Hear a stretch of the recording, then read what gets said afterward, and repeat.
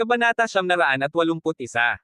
Nang makita ang eksenang ito, hindi lamang nagulat ang mga manunood, maging ang mukha ni Warren ay bahagyang nagbago rin.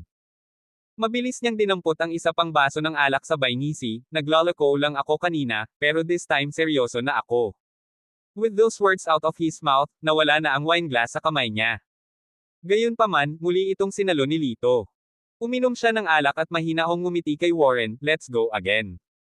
Lubhang hindi kaaya-aya ang mukha ni Warren. Inaasahan niyang mabibigo ang sinumang regular na tao sa paghuli niyan.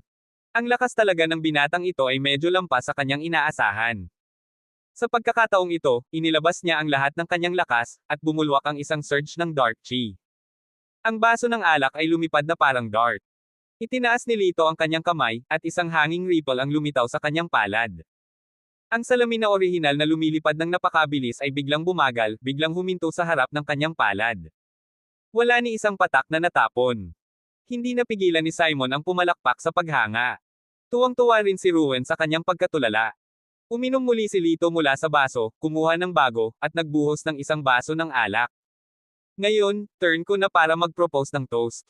Walang pag-aalinlangang nagsalita si Lito, pinitik ang kanyang palso at pinalipad ang kanyang tasa ng alak. Si Warren ay nakikita ng mapang-uyam na ekspresyon sa kanyang mukha, at ngumuso. Napaisip siya, isang tasa lang, paanong hindi ko sasaluhin? Inabot niya at hinawakan ang tasa nang biglang tumama sa kanya ang napakalaking puwersa. Ang sumunod na segundo, siya ay ipinadala na nakahandusay, ang tasa ng alak ay dumulas mula sa kanyang pagkakahawak at nabasag sa sahig. Nabawi ang kanyang katahimikan mula sa hindi inaasahang pagbagsak, mabilis na pinuntahan siya ng pinuno ng mga gwardya ng Imperial upang suportahan siya. Anong nangyari? Ganoon ba kalakas ang batang ito? Kung maibot ang labi ni Warren, tinanggal niya ang kamay na tumulong, at umungal, nadulas lang ako, ngayon naalis na. Tere na ulit. Walang pag-aalinlangang deklara ni Warren. Ilang dekada na siyang nagsasanay ng martial arts, paano kaya siya matatalo sa wet behind the ears wilt na ito? Humikab si Lito. Lalamag na ang pagkain ko. Wala akong ganang makipaglaro. Tapusin na natin to. Ngumisi si Warren. Hindi para sa iyo ang magdesisyon. Habang nagsasalita siya, bahagyang dumidilim ang mga mata ni Lito, at mabangis niyang inilunsad ang tasa ng alak. Huminga ng malalim, tinawag ni Warren ang isang itim na bagyo sa paligid ng kanyang palad, mahinahong sinalo ang tasa ng alak. Sa sumunod na segundo, namutla ang mukha niya. Isang malakas na enerhiya, parang tidal wave, ang tumama sa kanyang buong katawan. Bang! Siya ay pinalipad muli, bumagsak sa isang pader at dumura ng isang subo ng dugo. Bagamat nanatili sa kanyang kamay ang baso ng alak, ang nakakahiyang alak ay natapon sa kanya. Ang pinuno ng mga imperial na gwardya at ang kanyang mga kawal ay nanood sa eksena, sinalubong ng patay na katahimikan. Sa ilang pag-ikot ng inumin, makikilala ng isa kung sino ang malakas at kung sino ang mahina, kitang-kita ang pagkakaiba. Umupo ulit si Lito at malamig na sinabi, umalis. Sa kabila ng kanyang galit, alam na alam ni Warren na ang kapangyarihan ng kanyang kalaban ay hindi alam, malayo sa kanyang maabot. Tere na. Ang pinuno ng mga imperial na gwardya ay nagutos, at sinabi kay Rowan, hindi pa tapos ang bagay na ito, babalik ako. Tumangala si Warren kay Lito, pagkatapos ay nginisyan, bagaman malakas ka, nilason ko ang kaibigan mo. Ang lason ay kapareho ng dinanas ng kanyang ama, walang makakapagpagaling dito. I'm sorry, pero napagaling ko na. Mahinahong sabi ni Lito. Imposible. Nambobola ka. Sigaw ni Warren, sa hindi makapaniwala. Hindi siya nambobola. Sinabayan ng mahinang boses, lumabas ang isang nasa katanghaliang gulang na lalaki na nakahiga sa kama, hawak-hawak ang kanyang dibdib. Ama! Nagmamadaling lumapit si Ruwen para alalayan siya. Ang nasa katanghaliang gulang na lalaki, na nagngangalang Felipe, ay ang dating pinuno ng mga imperial na gwardya. Malalim siyang yumuko kay Lito, binata, salamat sa pagligtas sa buhay ko. Nanlaki ang mga mata ni Warren sa gulat, buhay ka pa. Ngumisi si Felipe, talagang nasa bingit na ako ng kamatayan, ngunit ang langit ay mahabagin at pinahintulutan akong makilala ang batang banal na doktor na ito. Nagdilim ang mukha ni Warren nang sabihin niya kay Lito, hindi maiiwasan ang ating labanan. Mahinahong tumugon si Lito, handa ako anumang oras. Pagkatapos, sabay na umalis si Warren at ang Imperial Guard. Ubo, ubo. Si Felipe ay umubo ng ilang beses, at si Ruwen ay nagmamadaling nagsabi, Ama, bumalik tayo at magpahinga. Tinabi siya ni Felipe at itinaas ang kanyang baso, hindi, kailangan ko munang mag-toast sa batang ito na banal na doktor. Kinawian ni Lito ang kanyang kamay, ginawa ko ang iyong mabuting hangarin, ngunit hindi ka dapat umiinom ng alak sa iyong kalagayan ngayon.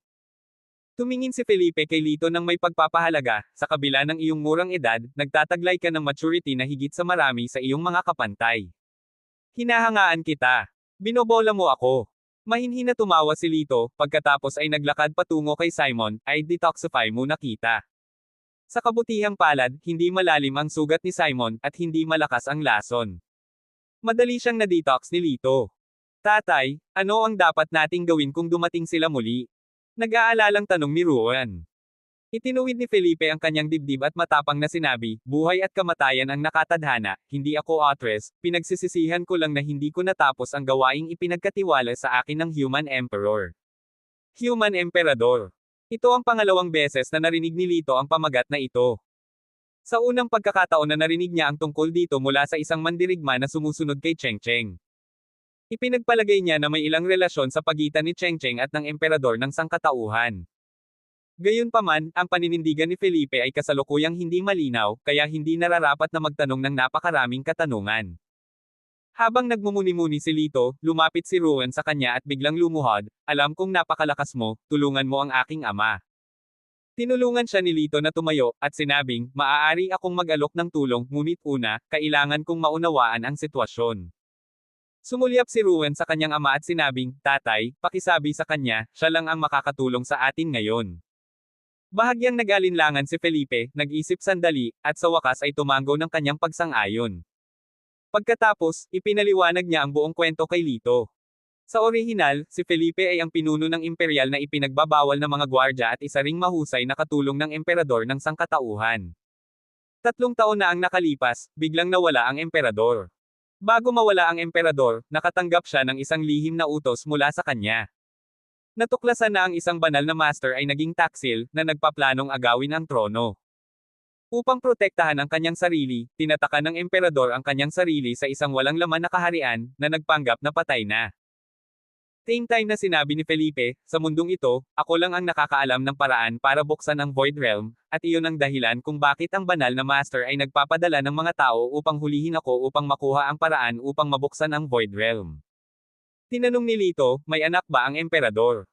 Sandaling huminto si Felipe bago tumango, oo, isang bata sa isang ordinaryong babae. Sinasabi na ang babae ay banihag ng banal na master. Ang bata ay may dalang porma sayo na ibinigay ng emperador, iniisip ko kung makakaligtas sila sa kapahamakan. Nang marinig ito, nagkaroon ng ideya si Lito sa kanyang puso. Tila si Corina ang asawa ng emperador, at si Cheng Cheng ang nag-iisang anak ng emperador. Dahil ipinangako niya kay Corina na protektahan siya at ang kanyang anak, at ngayong may problema ang emperador, nahuli si Corina, at paulit-ulit na tinugis si Cheng Cheng, hindi siya maaaring umupo na lamang at manood. Sige, tutulong ako, tumango si Lito. Same time na sinabi ni Felipe, naiintindihan mo ba kung ano ang ipinahihiwatig nito? Kinokontrol ng Sage ang buong palasyo, ang buong mundo ng militar ay nasa ilalim ng kanyang kontrol. Walang pakialam na sumagot si Lito, iyan ang dahilan kung bakit ito kawili-wili. Hindi alam ni Felipe kung tiwala si Lito o walang muwang lang, at umiling, napakadelikado para sa ating dalawa, sigurado ka bang gusto mong sumali? Tumango si Lito, sigurado ako. With that, kinuha niya ang isang baso ng alak at ininom iyon. Bukas, may dadalhin ako para makita ka.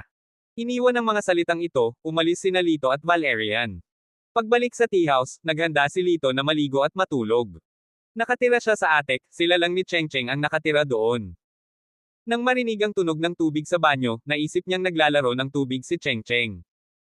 Walang pagdadalawang isip, itinulak niya ang pinto, at nakita niya ang isang babaeng naliligo. Si Sian ay nakababad sa isang rose petal bath, at nang makita niya si Lito na pumasok, siya ay sumigaw, at ang sandok ng long sa kanyang kamay ay lumipad patungo sa kanyang ulo. Sinalo ni Lito ang sandok ng long, hindi nakaimik, bakit ka nandito? Galit na sinabi ni Sian, ang banyo sa ibaba ay inookupahan ni Yan Rainy, kaya ginamit ko ito nang wala akong makitang tao dito. Bakit nakatayo ka pa rito? Umalis ka dito. Isang bahagyang paggalaw. Nagpaputok ng pilak na karayom si Lito at pinatay ang kandila. Anong ginagawa mo? Maingat na tumili si Sian. Tinakpin ni Lito ang kanyang bibig, shut up.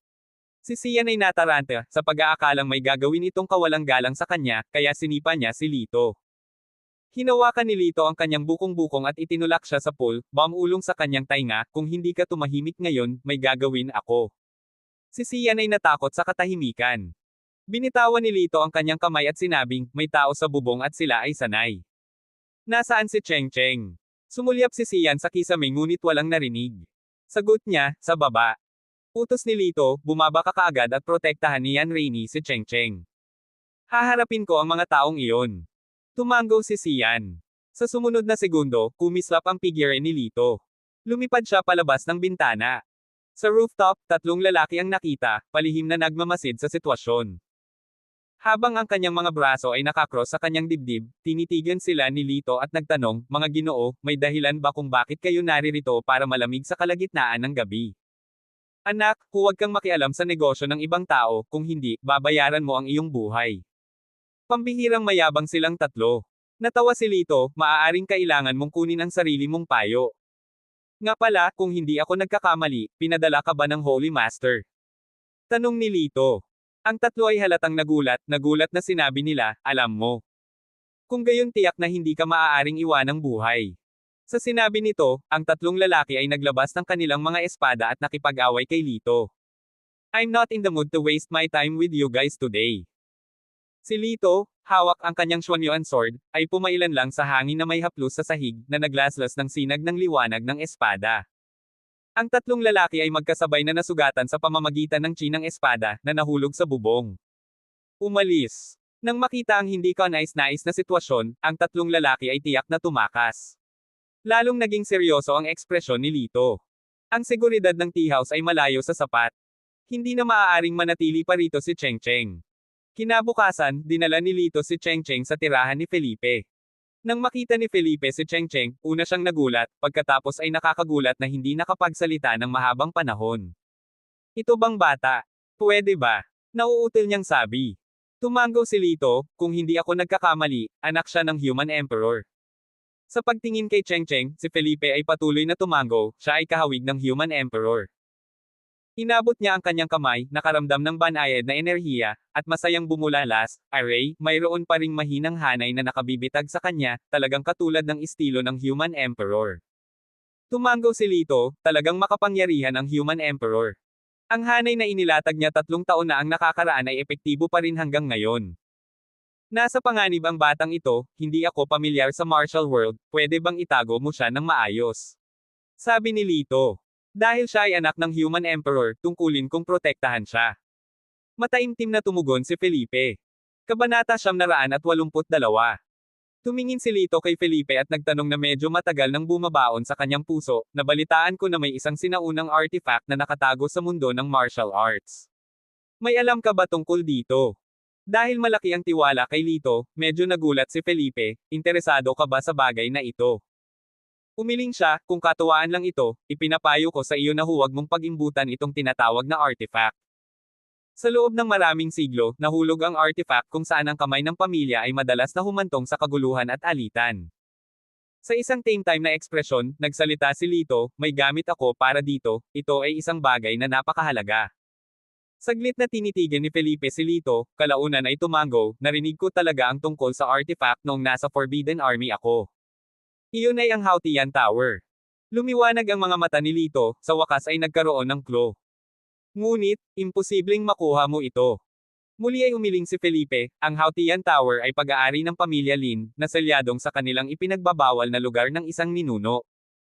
Hindi banggitin ng mga tagalabas, kahit ang mga miyembro ng pamilya Lin ay walang access.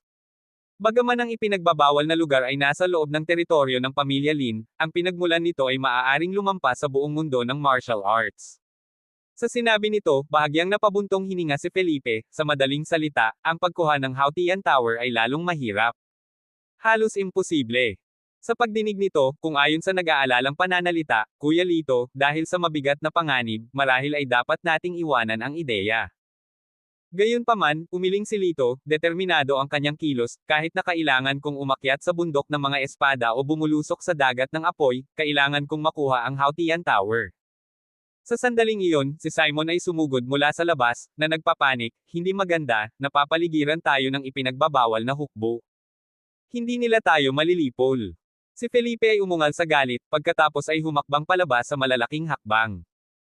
Sinundan din sila ni Lito sa labas, nakita na lamang niya ang pinuno ng ipinagbabawal na hukbo, si Lexter, na nakilala niya kahapon, na pinamumunuan ang isang grupo ng mga lalaki at mga kabayo, na ganap na hamarang sa kanilang patio. Felipe, hinala ng palasyo na inabuso mo ang kapangyarihan para sa personal na kapakanan habang ikaw ang pinuno ng Forbidden Army.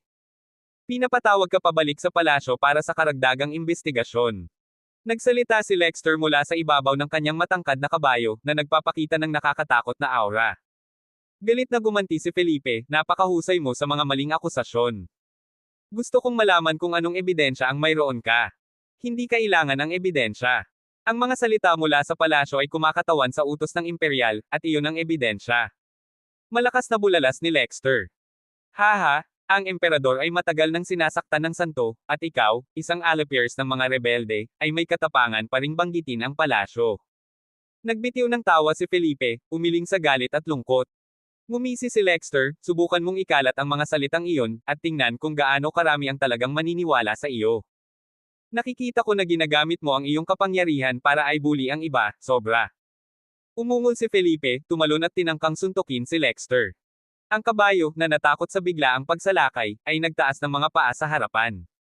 Si Lexter ay tumalon pababa mula sa kabayo at nakipagdigma kay Felipe. Gayunpaman, si Felipe, na nagpapagaling pa rin mula sa isang matinding pinsala, ay mabilis na nahulog sa isang dahado. Biglang lumitaw si Lito, hinaranggan si Felipe sa kanyang harapan. Hindi ko inaasahan na nandito ka. Likas na alam ni Lexter ang husay ni Lito. Agad siyang umatras ng isang dosenang hakbang, ang kanyang mga mata ay nakatuon kay Lito ng may pagbabantay. Boy, alam mo bang si Felipe ay isang convicted na tao? Ang pagtatanggol sa kanya ng ganito ay parang pagsuway sa Royal Palace.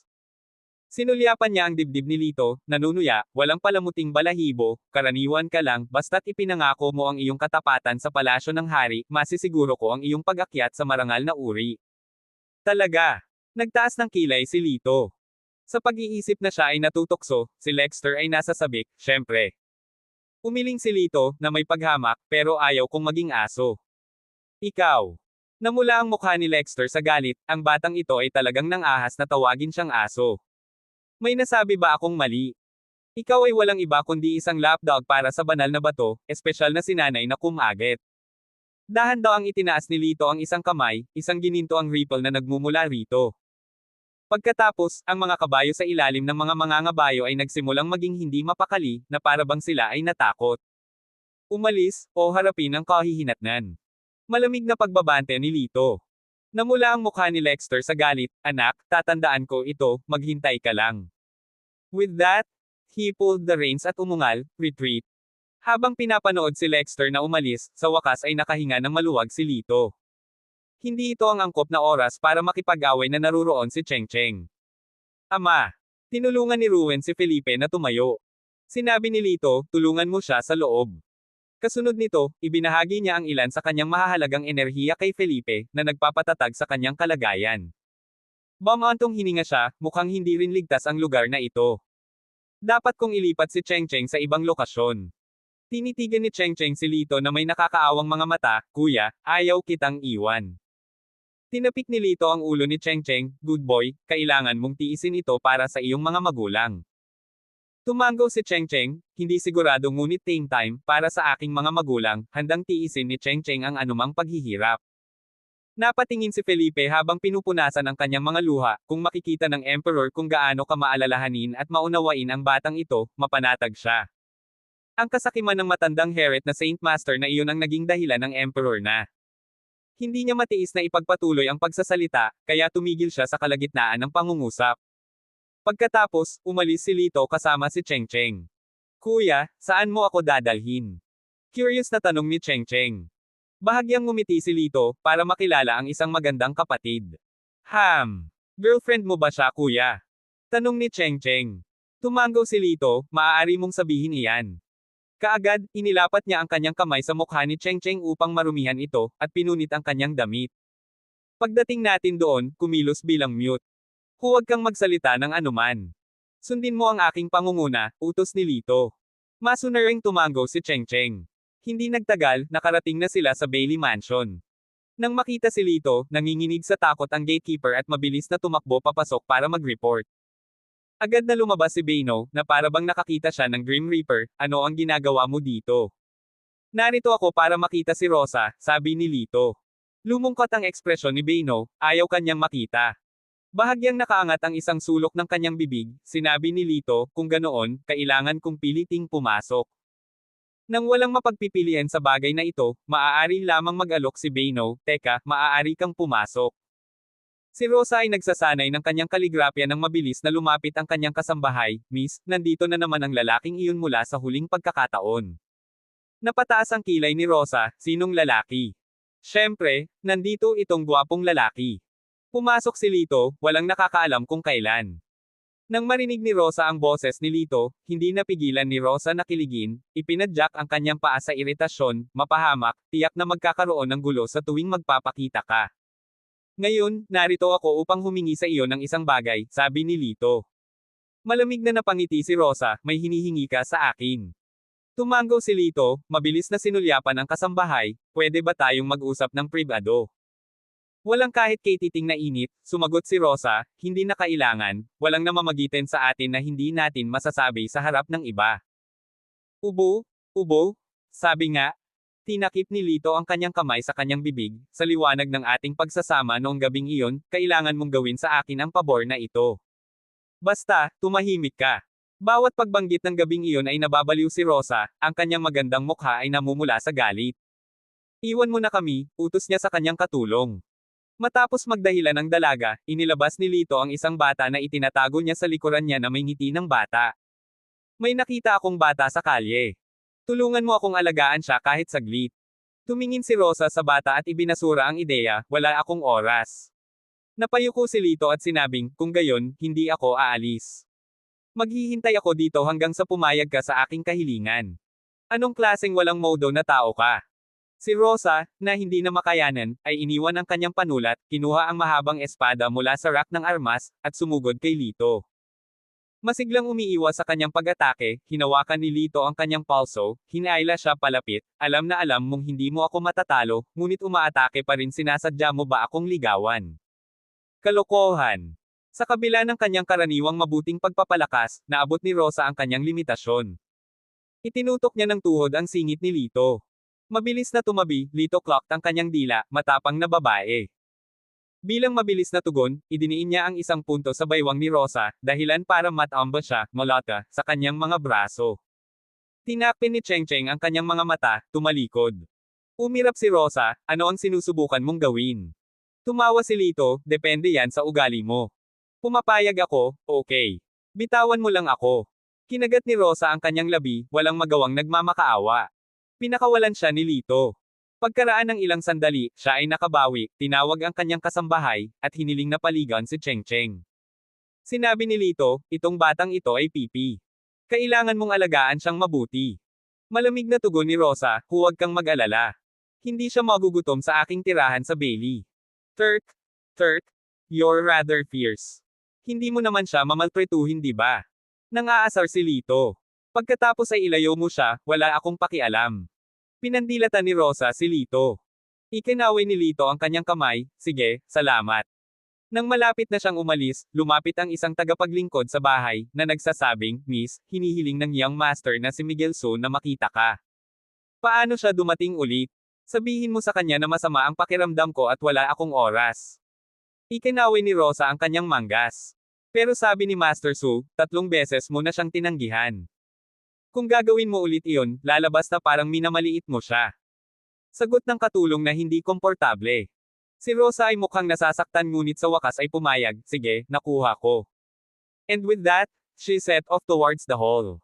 Tinanong ni Lito ang tagapaglingkod ng pamilya, sikat na sikat ba ang iyong kabataang may bahay? Tumango ang katulong, sa katunayan, sino sa mundo ng martial arts ang hindi nakakaalam tungkol sa batang may bahay ng pamilyang Bailey? Siya ay kilala bilang numero 1 kagandahan ng makapangyarihang lungsod ng Qingtian. Bahagyang kinurot ni Lito ang kanyang baba, tumango bilang pag-unawa. Ang katulong ay sumulyap ng patagilid kay Lito, nagsasalita na may bahid ng paghamak, huwag mo nang isipin ang tungkol dito. Kahit na ano, ang aming binibini ay hindi malamang na maghangad ng mga ordinaryong tao na tulad mo. Hehe. Si Lito ay nagbigay ng nakakaaliw na ngiti, hindi na nagsalita pa, at tinungo ang bulwagan. Sa bulwagan, naghihintay ang isang binata na nakasuot ng asul na brocade. Sa sandaling pumasok si Rosa, agad siyang pumunta sa harapan upang salubungin siya na puno ng pananabik. Si Young Master Su ay humingi sa akin ng 3 pitik at 4 na beses, ano ang napakahalaga? Sadyang tanong ni Rosa. Si Miguel Su ay nakatayo habang ang isang kamay ay nasa kanyang ibabang likod, ang isa naman ay may hawak na pamaypay, habang nakapos, sa ilang araw, ito na ang taunang pagdiriwang ng palasyo. Hindi ko alam kung papayag si Miss Bailey na maupo sa akin. Natural na naiintindihan ni Rosa Bailey ang kanyang intensyon, ngumiti lang siya, iyon. Depende sa sitwasyon. Nakangiting tumugon si Miguel, nabalitaan ko na ang pamilya Bailey ay nakatagpo kamakailan ng ilang problema sa West District. Kung kakausapin ko ang aking amo, marahil ay maaari akong makatulong. Bahagyang nagbago ang ekspresyon ni Rosa. Binyantaan ba siya? Habang siya ay nag-aalangan, hindi alam kung sasang-ayon o hindi, si Lito ay hindi inaasahang lumapit. Hindi siya papayag sa iyo. Sabi ni Lito. Tumingin si Miguel kay Lito na may nakakunot na mga kilay, pagkatapos ay bumaling kay Rosa at sinabing, ito ba ang bagong lingkod na kinuha ng iyong pamilya? Bakit siya napakawalang galang? Kabanata 983. Anong ginagawa mo dito? This is none of your business. Sabi ni Rosa kay Lito. Nagkibit balikat si Lito, I am just speaking your mind. Ipinahayag ni Miguel ang kanyang sama ng loob, wala kang kahit isang balahibo na palamuti sa iyong dibdib. Napakababa ng iyong katayuan na hindi ka kwalipikadong tumayo dito at makipag-usap sa akin. Hindi siya naabala ni Lito, sa halip, nagpatuloy siya sa pagsasalita kay Rosa, kung ayaw mo, huwag mong pilitin ang iyong sarili. Bahagyang nagbago ang mukha ni Rosa. Hindi niya inaasahan na mauunawaan ni Lito ang kanyang iniisip ng napakalinaw. Pero broken bar. Huminga siya ng malalim. Bilang batang miss ng pamilya ni Bailey, dinadala niya ang mabibigat na responsibilidad na halos hindi maintindihan ng isang ordinaryong tao na tulad niya. Anak, huwag kang makialam sa mga gawain ng iba, kung hindi, hindi ako magiging magalang. Pagbabante ni Miguel, kung maglakas loob kang magsabi ng isa pang salita, babaliin ko ang iyong mga paa. Tumaas ang gilid ng bibig ni Lito, pwede mong subukan. Fine, hinihingi mo. Tumigas ang mukha ni Miguel, at iwinasiwas niya ang kanyang kamao kay Lito. Ang kanyang kamao, na sinabayan ng malamig na hangin, ay hindi maikakailang malakas. Gayunpaman, madaling umiwas si Lito, pagkatapos ay nag-counterattack ng suntok sa dibdib ni Miguel. Patuloy na umatras si Miguel, nakaramdam ng matinding sakit sa kanyang dibdib.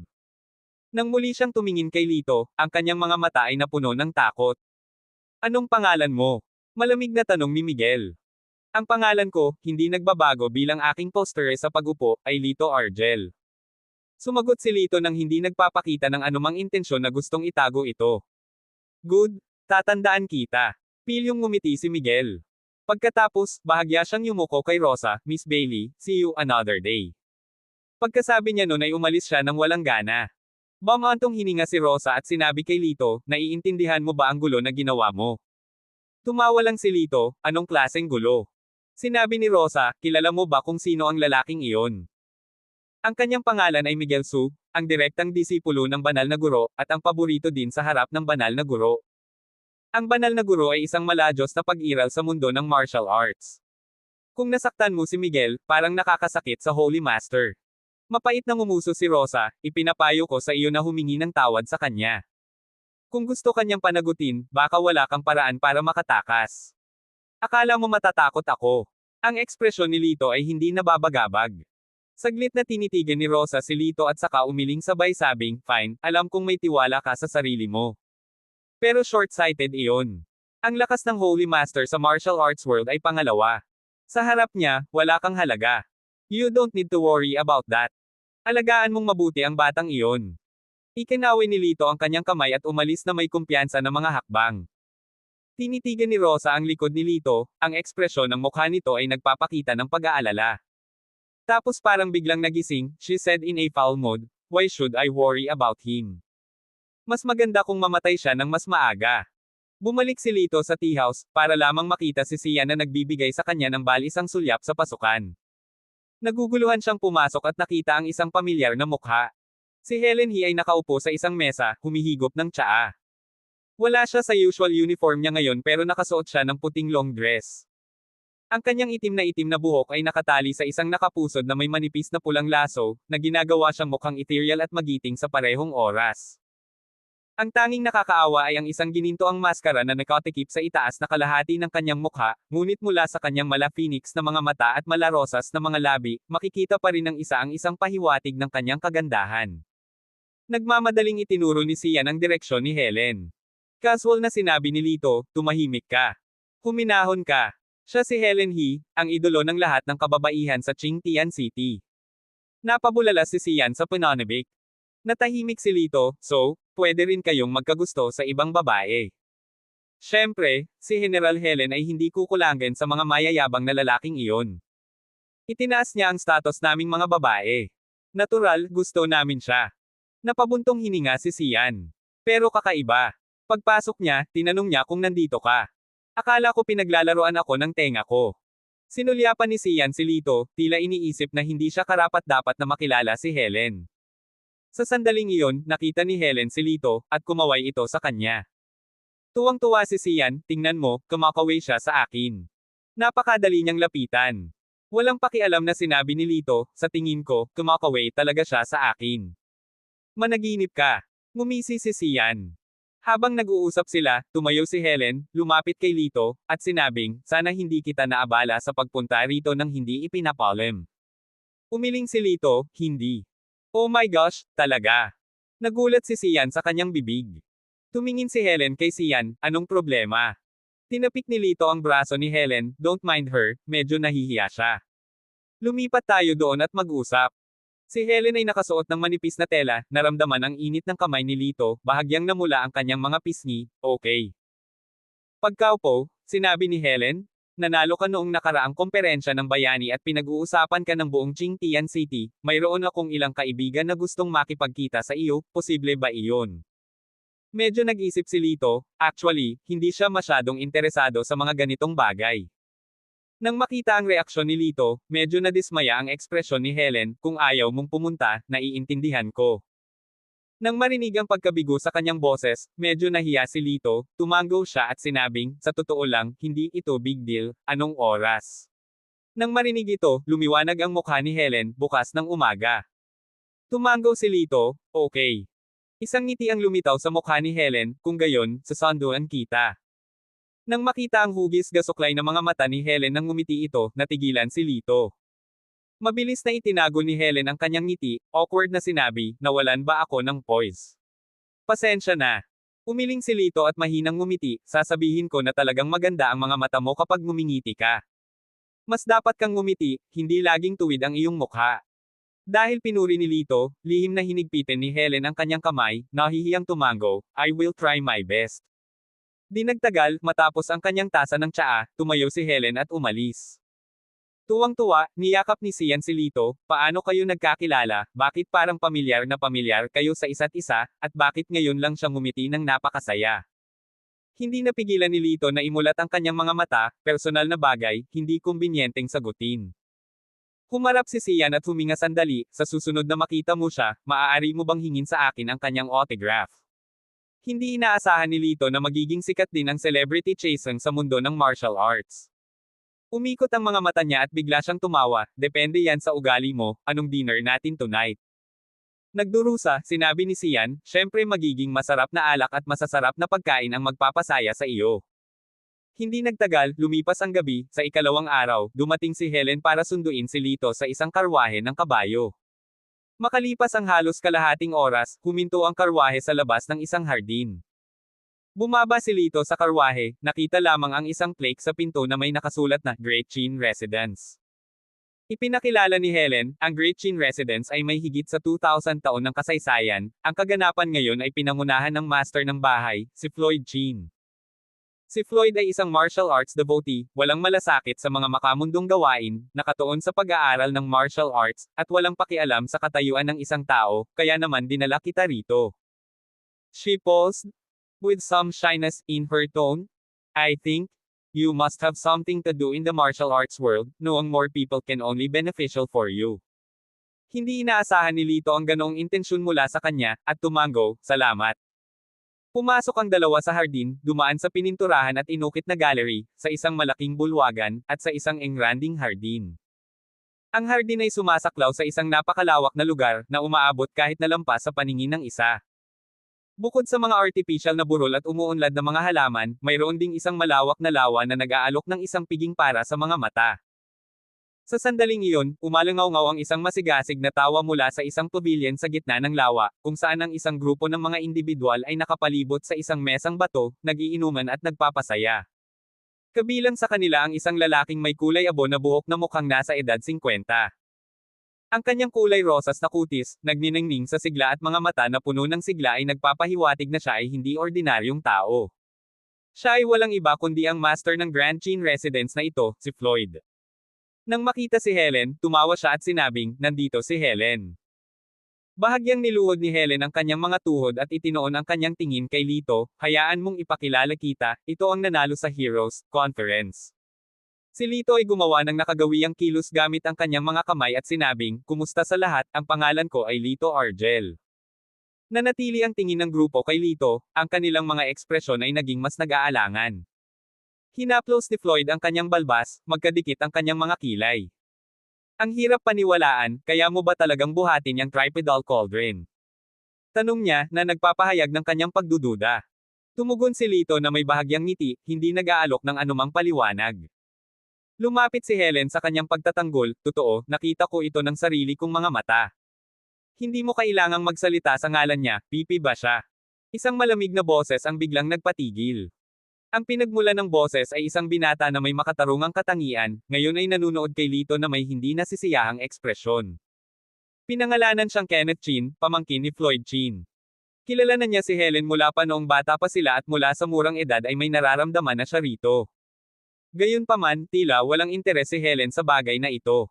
Sumiklab ang iritasyon niya nang bigla siyang magpakilala ng kakaibang lalaki. Hinaplos ni Helen ang kanyang noo, "Ano ang nangyayari sa iyo, Kenneth?" Malamig na tumikim si Kenneth, walang pakialam na tumayo, at lumapit kay Lito. He looked at him condescendingly, "Boy, dare you challenge me in a duel?"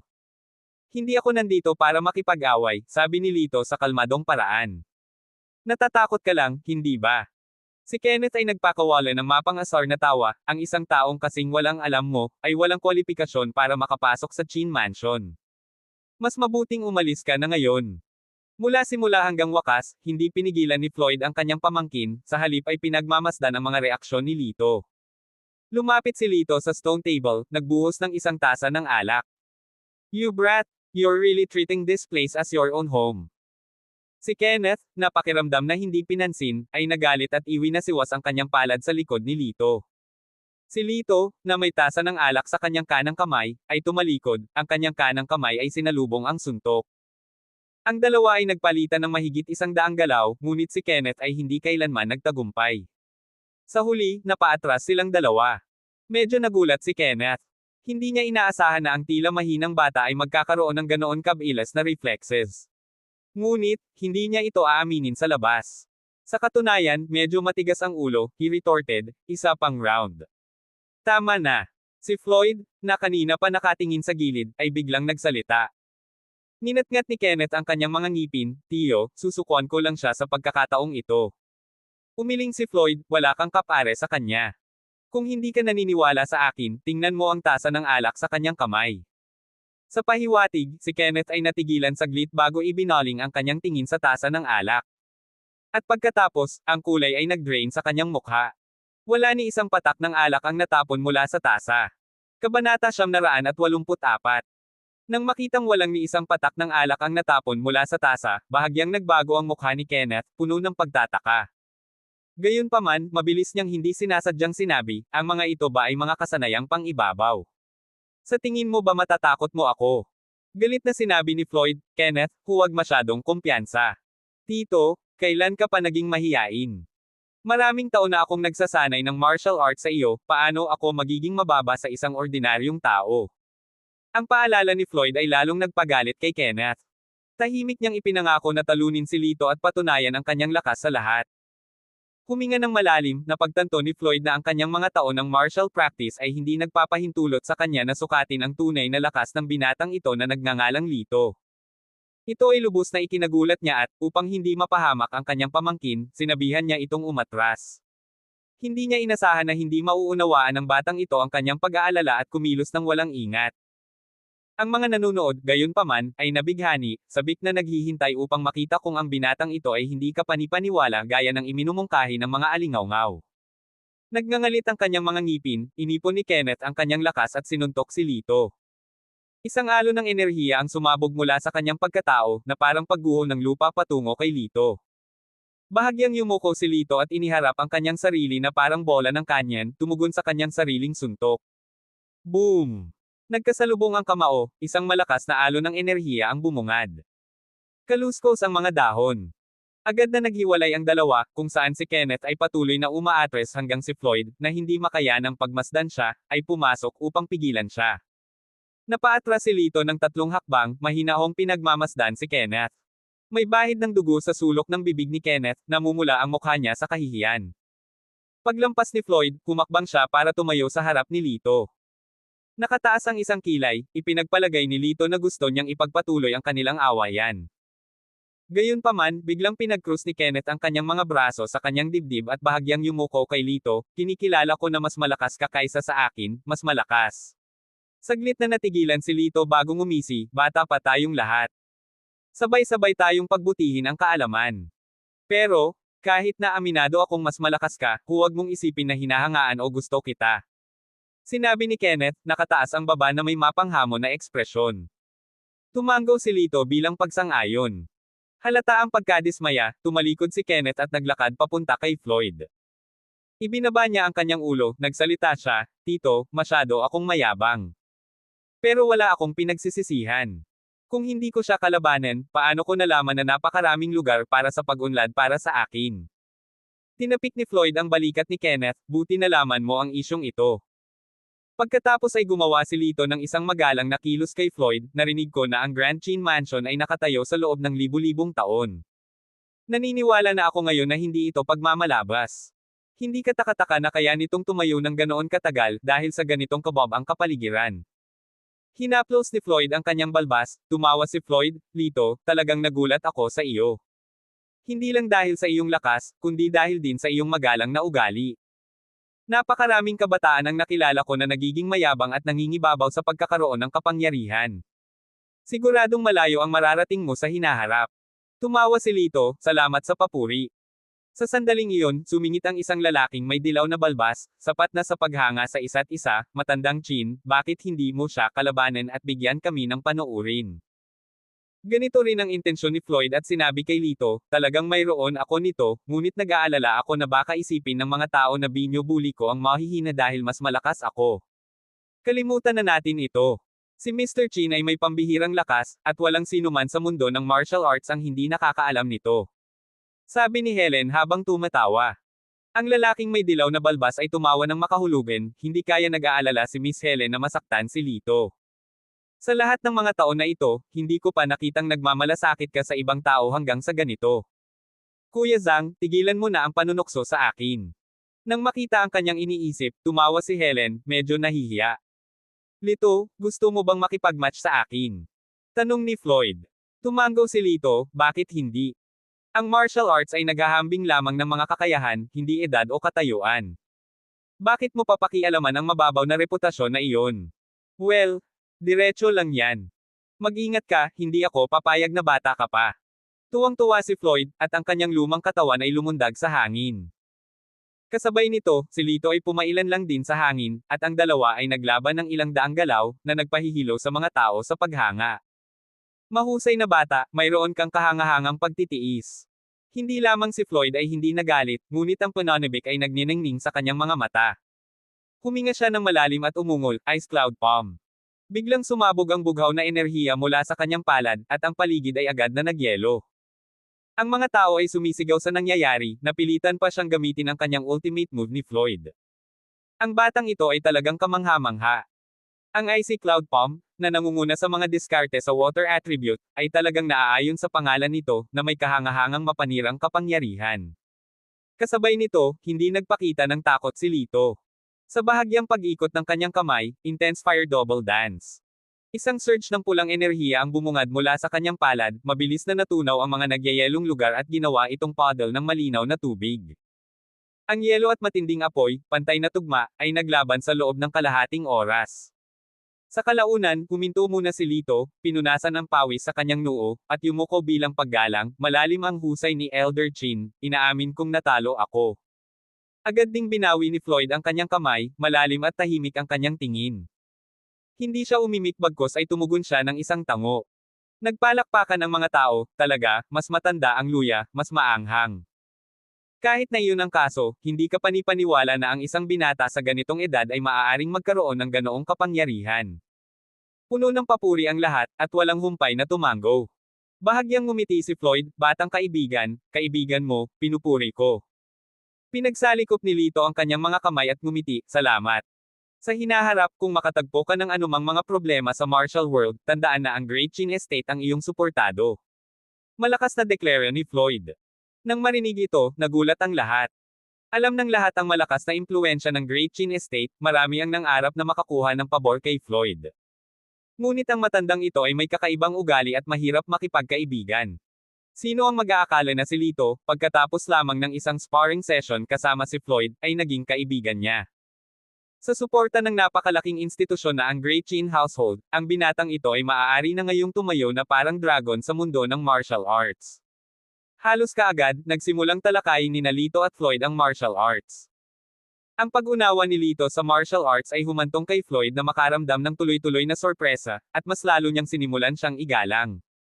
Hanggang sa lumubog ang araw ay tuluyan ng pinayagan ni Floyd si Lito na umalis.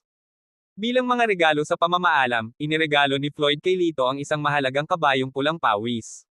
Inilabas ni Helen ang kabayo mula sa karwahe at sumakay pabalik kasama si Lito. Ang araw ay lumulubog, naghahadjust ng mahabang anino ng dalawang tao at ng kabayo, tulad ng abstract reflection sa isang gintong dagat. Kay Lito, sinabi ni Helen, hindi ko nakita na magiging kaibigan ka ni Floyd. Ito, para sa sinumang kabataan sa mundo ng martial arts, ay isang hindi pangkaraniwang karangalan. Tumugon si Lito ng bahagyang ngiti nang hindi nagsasalita, salamat sa araw na ito. Bahagyang ngumiti si Helen, hindi na kailangan. Hinahangaan lang kita bilang tao. Dapat mong pasalamatan ang iyong sarili. Bukod, iniligtas mo ang aking buhay. Tama lang na ibalik ko ang pabor. Sa sandaling ito, naglalakad sila sa isang kalsada sa bundok. Sa malayo, ang araw sa gabi ay lumulubog sa likod ng mga mapanganib na taluktok, ang buong kalangitan ay kumikinang na pula, isang tunay na kahangahangang tanawin. Ang dalawa ay hindi sinasadyang huminto upang humanga sa kahangahangang tanawin. Pagkatapos ng ilang sandali ng katahimikan, biglang nagtanong si Helen, magkaibigan ba tayo? Tumango si Lito, syempre, magkasama hanggang kamatayan. Good, sagot niya. Biglang itinaas ni Helen ang kanyang kamay at tinanggal ang gintong maskara sa kanyang mukha. Nang makita niya ang mukha sa ilalim ng maskara, bahagyang nagsikip ang mga mata ni Lito. Ito ay isang maganda at masiglang mukha, na may maesla na kilay, malalim na matingkad na mga mata ng phoenix, matangos na ilong, at punong-puno, matamis na labi. Dahil sa diretsyong tingin ni Lito, namula si Helen. She lowered her head and said, I'm sorry, natakot ba kita? With that, isusuot na niya ulit ang maskara niya. Hinawakan ni Lito ang kanyang palso, hindi na kailangan. Napakagandang mukha, bakit tinatakpan?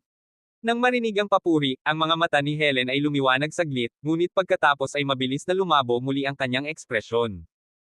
I was born in a martial arts family. Sa kabila ng pagiging pampered since childhood, I'm a girl, and I too have faced a lot of discrimination. Akala nila walang talento sa martial arts ang mga babae. Kung gaano kaganda ang mukha ko, mas kinu-question nila ako. Kahit talunin ko sila, hinaharas pa rin ako. Sa puntong ito, galit na galit si Helen. Pagkatapos ay tumingin siya kay Lito at tumawa, hanggang sa nakilala kita. Ikaw, sa iyong ordinaryong katayuan, ay palaging pinagdududahan ngunit hindi mo hinayaang pukawin ang iyong galit. Dapat akong matuto mula sa iyo. Binigyan siya ni Lito ng isang mapayapang ngiti, alamin kung ano. Huminga ng malalim si Helen, nakatingin sa papalubog na araw sa di kalayuan, upang tanggapin ang totoong ako, huwag pansinin ang mga prejudice ng iba. Dapat akong mabuhay para sa sarili ko, hindi tanggapin ang sarili ko dahil sa iniisip ng iba. Magaling ang sinabi mo. Pinalakpakan ni Lito ang kanyang mga kamay, kung mayroon akong alak ngayon, tiyak na mag-toast ako sa iyo. Dahil dito, Tumawa si Helen, at itinapon ang maskara sa gilid ng kalapit na bangin. Mula ngayon, haharapin ko ang mga tao gamit ang aking tunay na mukha, na wala nang pakialam sa mga chismis. Nakangiting tumingin sa kanya si Lito, at ngumiti rin si Helen sa kanya. Maya-maya, humagalpak ng tawa ang dalawa. Tingnan natin kung sino ang unang makakarating sa paanan ng bundok. Sabi ni Helen habang hinihimok niya ang kanyang kabayo. Ano ang makukuha ng mananalo? Tanong ni Lito. Saglit na nag-isip si Helen, ang natatalo ay magpapainom sa nanalo. Hindi masama.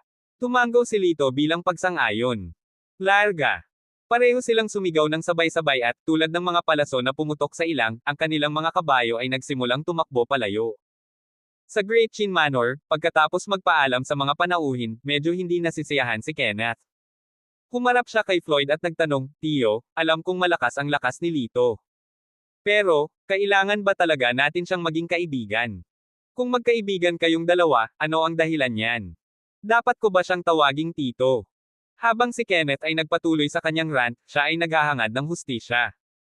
Tumigil sandali si Floyd, tumawa ng malakas at sinabing, Pamangkin, huwag kang mag-alala tungkol sa mga walang kwentang bagay na ito. Sa usapin ng lakas, hindi masyadong malayo na tawagin mo siyang lolo. Pero, you've never treated anyone like this. What's so special about him? Kung tutuusin, siya ang unang umayaw. Mapanghamong sagot ni Kenneth. Umiling si Floyd, pamangkin, hindi siya natalo. Ha? What do you mean? Malinaw naman na siya ang unang umayaw diba? Naguguluhan na tanong ni Kenneth. Hinahaplos ang kanyang balbas, matiyagang nagpaliwanag si Floyd, ng panahong iyon, pagod na ako sa pisikal, ngunit naramdaman ko na hindi itinulak ni Lito ang kanyang sarili ng kasing lakas ng ginawa ko.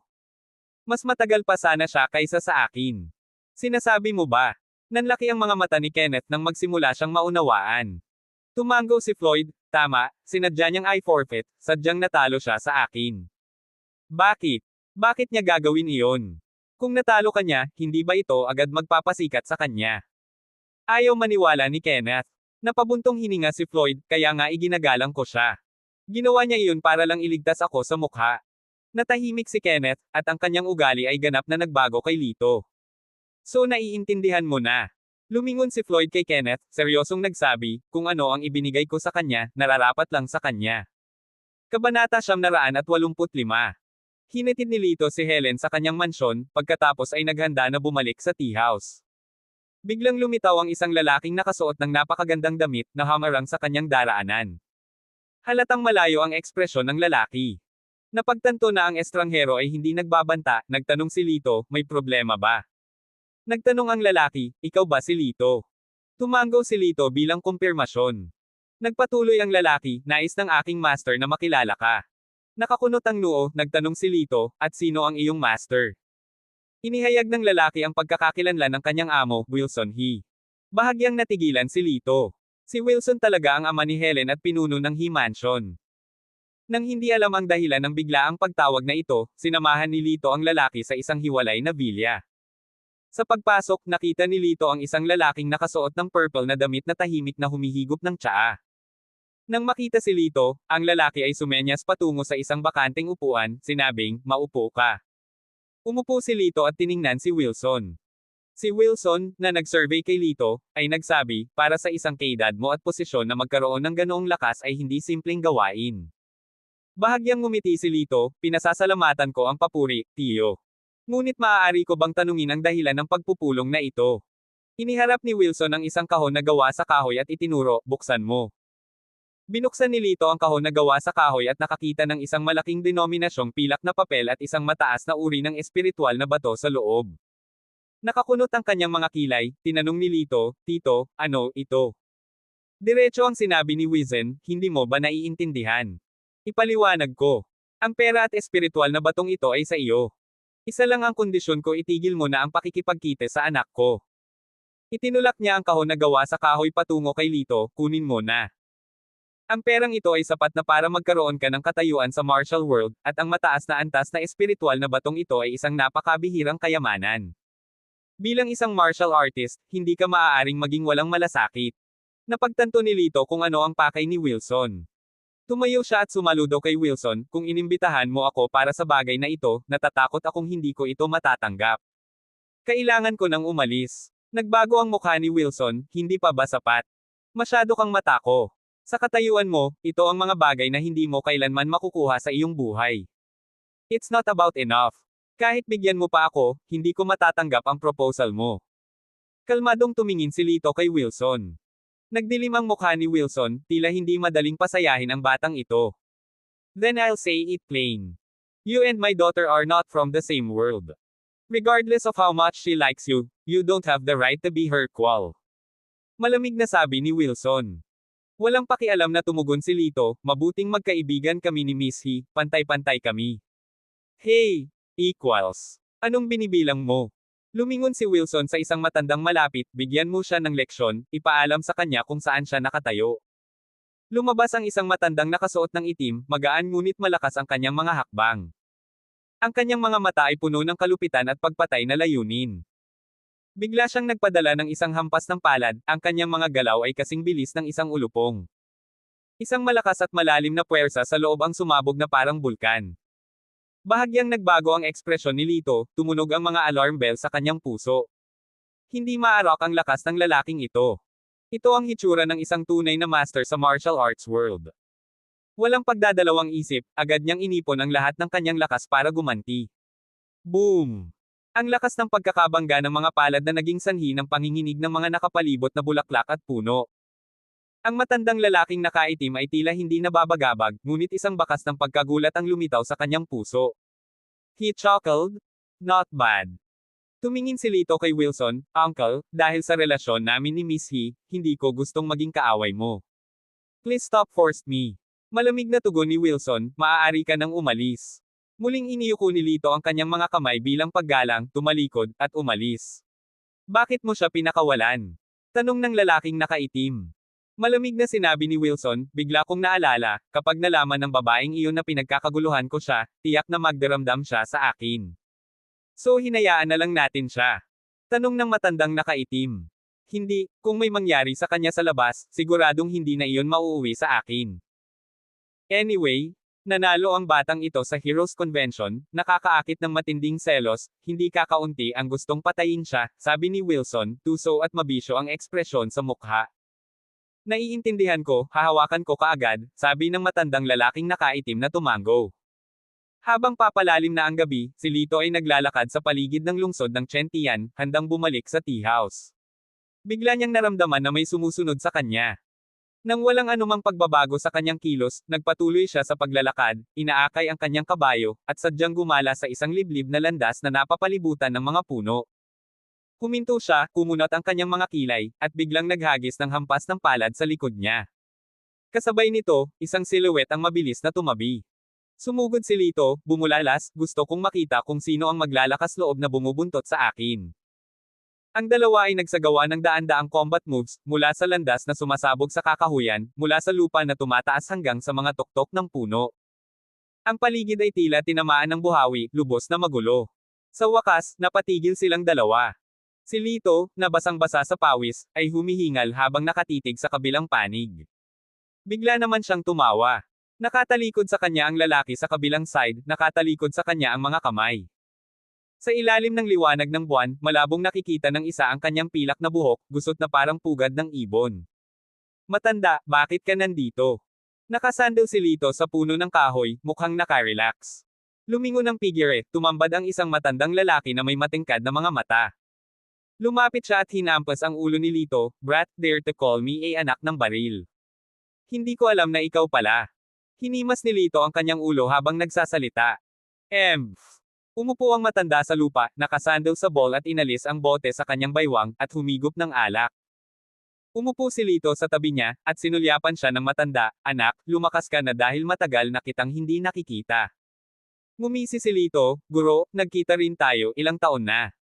Pagkasabi niya nun, kinuha niya ang long at humigop. Puwi!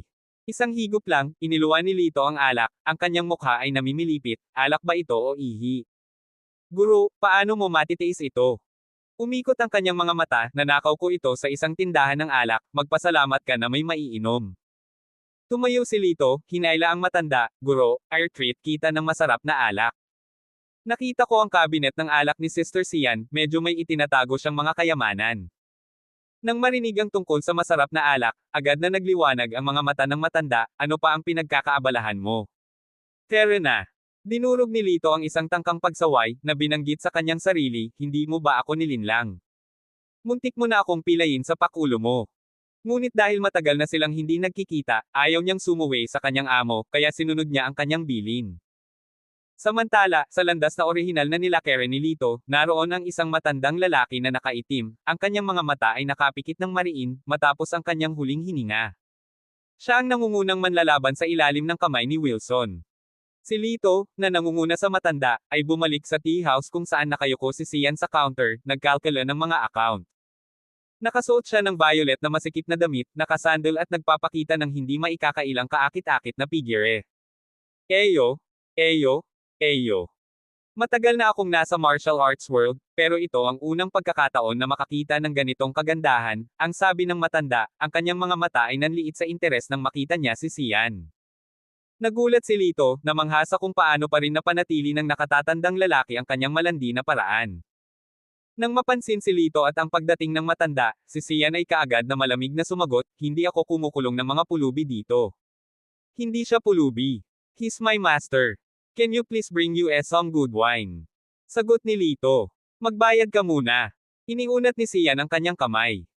Ang matandang iyon, na makapal ang balat gaya ng dati, ay tumitig sa kanyang kamay at nagkomento, ha, ang kamay ng babae ay kasing puti ng jade at tiyak na napakalambot nito sa pakiramdam. Binigyan siya ni Sian ng masamang tingin, tinanggap ang pera mula kay Lito, at nagtanong, matanda, ano ang pangalan mo? Ang matanda ay sumagot, ang aking apelyido ay Zon, ang lahat ng mga tao sa nayon ay tinatawag akong matandang Zon.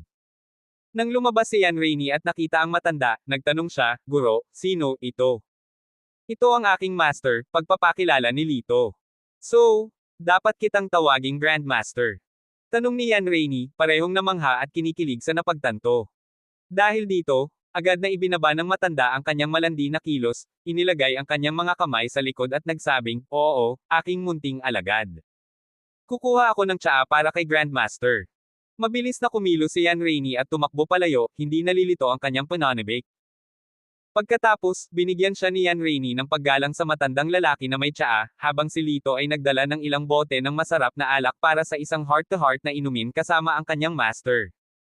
Sa kalaliman ng gabi, sa loob ng study room ng He Mansion.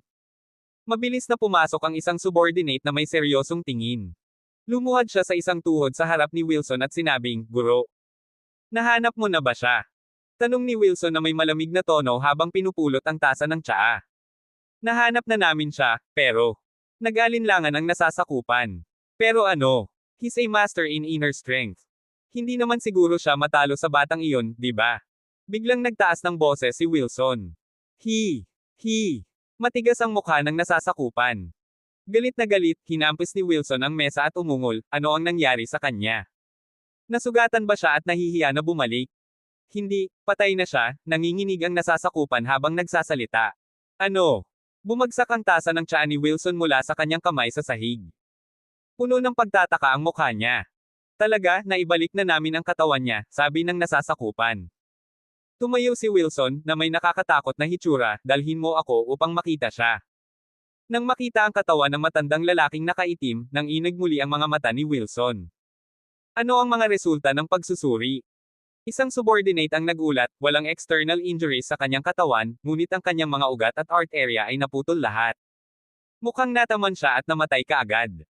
Agad na nawala ng kulay ang mukha ni Wilson habang hindi makapaniwalang sinabi niya, sa kanyang lakas, kahit sa buong mundo ng martial arts, kakaunti lang ang makakagawa nito. Sino ang makakagawa nito? Baka kaya yung batang yon? Tanong ng subordinate. No way. Talagang napakalakas niya, pero wala siyang ganoong kalupit na kamay. Definitibong sinabi ni Wilson. Pagkatapos, kinakabahan siyang tumangala sa kalangitan sa gabi, ang tanging master na kilala ko na maaaring umabot sa antas na ito ay ang pantas sa palasyo. Kung hindi siya, dapat may iba na. Dahan-dahan niyang ipinikit ang kanyang mga mata, with such a top-notch master appearing, I'm afraid there will be changes in the martial arts world. Maya-maya lang ay sumigaw ng malakas ang isang matalas na mata na sakop, may tao sa bubong. Tumangala si Wilson at nakita ang isang matandang lalaki na nakaupo sa bubong, nakasuot ng gulanit na damit, umiinom ng long sa kanyang kamay. Sino ka? Paano ka nakaakyat dyan? Bumaba ka o babarilan kita ng random arrows. Kinakabahang utos ni Wilson. Ang matandang lalaki na kilala bilang Zon ay tumawa at iminuwestre gamit ang kanyang daliri, sige at shoot. Matagal ko nang narinig ang tungkol sa napakahusay na kasanayan sa pag-archery ng mansion ng He. Medyo interesado ako. Bahagyang natigilan si Wilson. Ang tila pulubi na matandang ito ay tila maraming alam tungkol sa mansyon ng He.